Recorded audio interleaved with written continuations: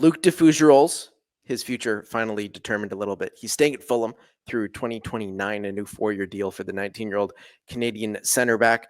And Brendan, there were some rumors about him going to the Whitecaps and potentially other clubs. Alex and I spoke with him as well, and he mentioned that he's still interested in a loan somewhere. But what do you take of him re-upping at Fulham? Yeah, I think it's good. It's a situation he seems very comfortable in. We talk about him, and we're very proud to celebrate him as being a Canadian international. He's grown up at the Cottage. He started there at U9. It's home, and they're in the Premier League, and they believe in him with opportunities for him to play a Premier League role over the course of this contract. So maybe a loan is still on the table. Maybe a MLS loan is still on the table if that's something he wants to take advantage of or works for him. But I think being in England has put Luc de Fougerolles on a trajectory that's different than if he had stayed in Canada and played in Major League Soccer. That doesn't mean that opportunity may not be there, but I think there's other opportunities in England. And look, the more Canadian internationals that are playing in the English Premier League, the better it is for the growth of the game in this country and for his profile. So I love the move, and I just hope that he'll be able to crack the squad and be in a few of those Saturday match days. What's great is he's only 19. If we do forget that for a Premier League center back, you'd expect him maybe to start breaking in at 22, 23. So he's just so far ahead of the curve that I feel like there's no bad option for him right now. If somehow, some way he cracks the first team, fantastic. What an experience that is for a young defender to be around a group like that. But if not, as a 19-year-old academy player with international ties, his stock is going to raise significantly. And we just got to keep getting the word out that he's 6'1" again, so that more teams are looking at him and not being like he's an undersized center back, an issue I know he joked about having when putting his CV out there and whatnot. But hopefully, I still lean loan just because of it being a World Cup year. From his perspective, again, no bad options for his development, but he still wants to make the World Cup squad. That is going to be a huge step for a young player to be in that environment, to be there. So I'm looking at a loan.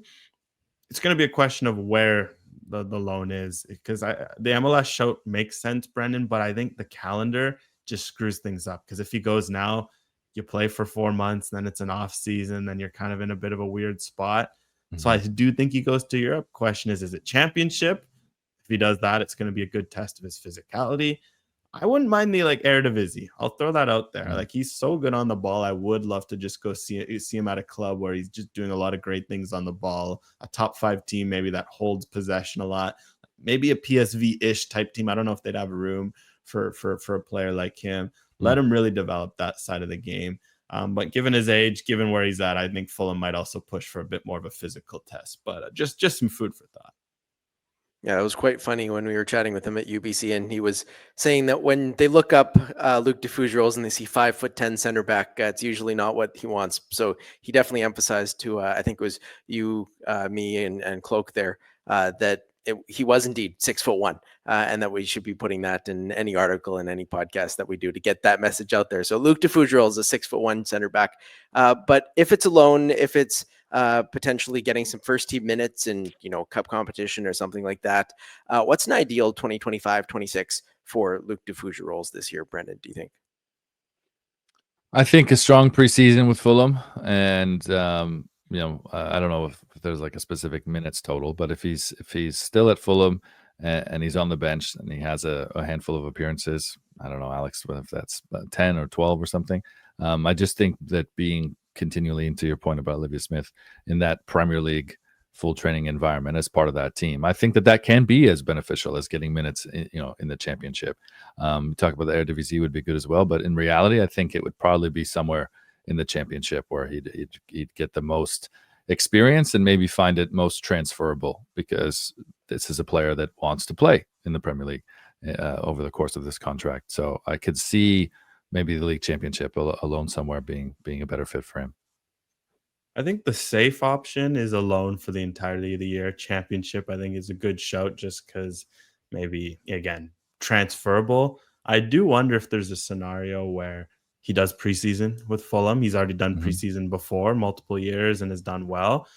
and then sticks around for the first half of the year, maybe play five games if you're lucky, 10. I know Fulham sometimes plays a back three, which could open the doors for him. They're not exactly flush with center backs beyond some of the regulars, like I guess Anderson and Calvin Bassey, etc.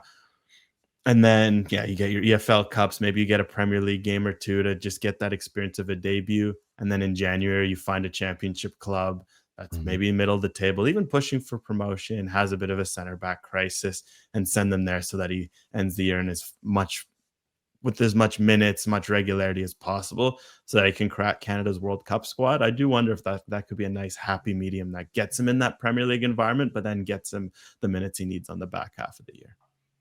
I mean, is it a question for him to crack the World Cup squad? I think the question is more like, can he usurp a starting spot on this team? Because he was in the Copa America squad. He was in the Gold Cup squad. Like, he seems like a guy that's going to be in the team. I would almost have him close to a lock for this team. So it's a little bit shocking for me to hear that, you're saying that he wants to be in contention for the World Cup squad, because I can't really see him falling out of it at this point, considering where he's gotten to as a Fulham Academy player, Alex. Well, I think you're right. Like, I think he's almost a lock, but at the same time, there's no guarantees. Like, there could be a couple center backs who perform well and usurp him, right? Or at least make more of a discussion. If it's a 23-player squad, all of a sudden, there might not be as much room, right, for certain players if you're not in as good form. So I think it's, even just for his perspective, he wants to be playing because Jesse Marsch is going to want to bring 23 to 26 guys that he knows he can count on. He knows that he can bring in. And he'll bring in young guys like he's shown in the past with de Fougerolles. But if de Fougerolles actually wants to have a tangible impact, I think the minutes are going to be key. So I think it's important to have that mindset for him, and I think he knows that. Yeah, if he's not getting minutes at club level, there's an opportunity for someone else who is performing well to pip him in the pecking order, right? And Kamal Miller could go on and have a fantastic second half of the season and start next year hot, and all of a sudden, we're talking about Luc de Fougerolles hoping to find a winter loan that would give him an opportunity just to get in the team. So, but definitely not a lock, but someone that I expect to be there, and on his form so far, looks like someone that could play a key role, and at the moment looks like he could be challenging for a starting place.